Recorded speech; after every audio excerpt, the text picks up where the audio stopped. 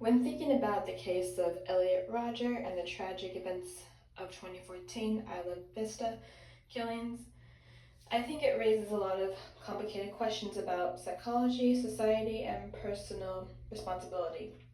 First, do I feel sorry for Elliot Rodger? No, I do not. While it's clear that he struggled with loneliness and social rejection, those struggles do not excuse or justify the horrific violence he committed. Feeling sympathy for someone suffering is very different from excusing their actions, and in this case, Rodger chose to respond to his problems with hatred and deadly violence. The people I feel the most sympathy for are the victims and their families, who were innocent and whose lives were forever changed by his actions. Psychologically, there seems to be several things going on with him.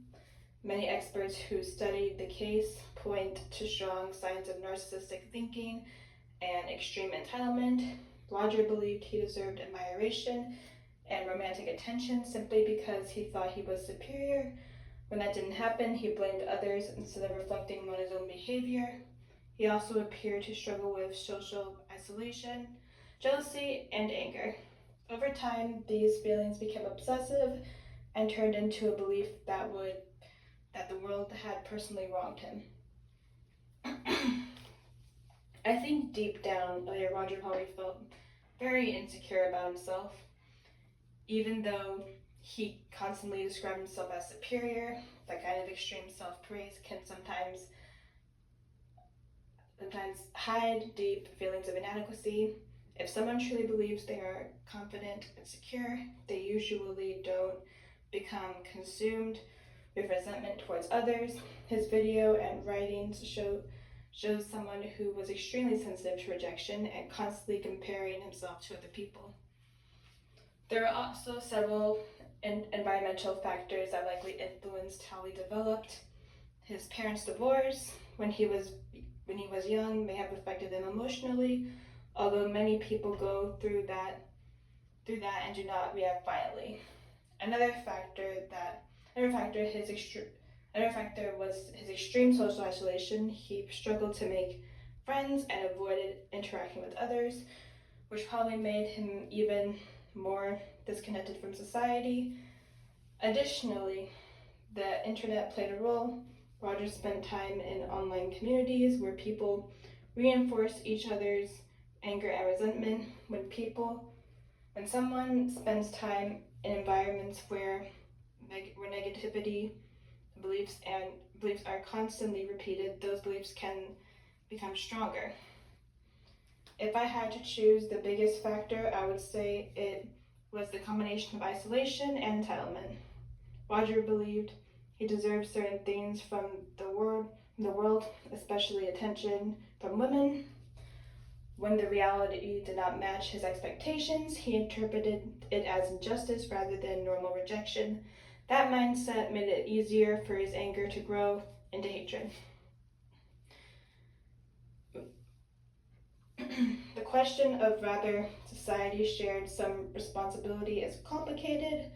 I think society can play a role in shaping people's beliefs, especially through cultural message about success, masculinity, and relationships. Online spaces can also reinforce harmful ideas. However, society cannot be blamed entirely. Millions of people experience loneliness or rejection without committing violence. Ultimately, Rodger still made his own decisions. Regarding incels in general, I do feel sympathy for people who struggle with loneliness or feel rejected, as long as they do not harm others. Feeling isolated or struggling with relationships can be very painful. Those emotions are real and deserve compassion. However, when those feelings turn into hatred towards women or society, that becomes dangerous and harmful. I do think the incel issue is getting more attention today, especially because of the internet. In the past, people with these feelings might have been isolated individually. Now, online communities allow people with similar frustrations to gather and reinforce each other's beliefs. This can sometimes create echo chambers where negative ideas become more extreme. as a society, I think one of the most important things we can do is address loneliness, mental health, and social skills earlier. Schools and communities can focus more on emotional intelligence, communication, and healthy relationships. It's also important for online platforms to take responsibility when communities begin promoting violence or hatred. At the same time, people need support systems where they can talk about their struggles before those feelings turn to resentment. In the end, the story of Elliot Rodger is tragic for many reasons. It shows how loneliness, entitlement, and anger can combine into dangerous ways when they are left unchecked, but it also reminds us that compassion, awareness, and early support may help prevent similar tragedies in the future. Thank you all for listening to my speech. Have a wonderful day.